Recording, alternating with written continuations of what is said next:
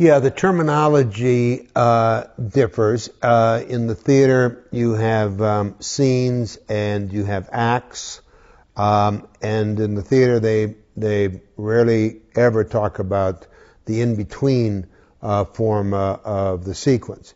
In film, we talk about scenes, sequences, and acts. In television, the same. In the novel, we have subchapters, chapters, and parts. And is the subchapter the equivalent of a scene? Is the chapter the equivalent of a sequence? Is the part, and not every novel is broken into parts, but if it is the part the equivalent of an act? In all probability, that's exactly what it is.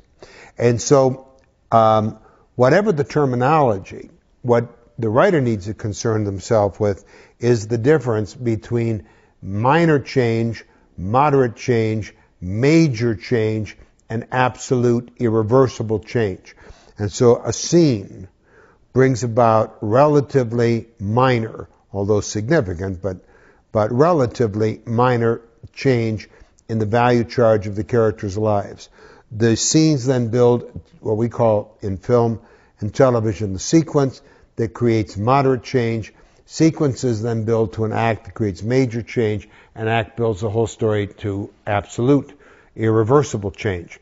And when you strip away the surface of novels, plays, television, film, graphic novels, ballets, operas, and whatnot, the same human pattern is always there. There's changing behavior that brings about minor change build to moderate build to major, excuse me, major builds to absolute change, and how these various stages of change are named, or the terms that we give them, is not important.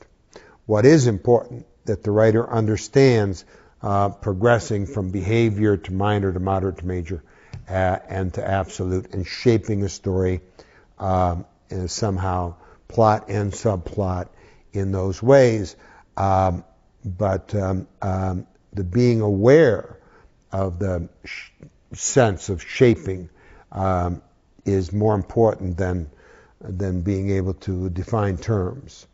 But the term sequence is a very useful term because of all the shaping that tends to get ignored or somehow just forgotten about, is that moderate turn.